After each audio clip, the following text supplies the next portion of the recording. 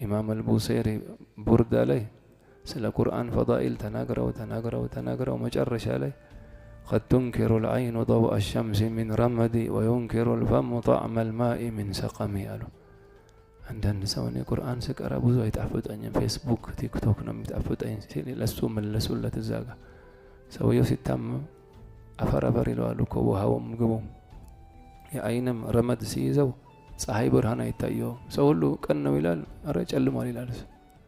ቁርአንም ጥፍጥና ካልታየ በሽተኛ ማለት ነው እንትና አሉ።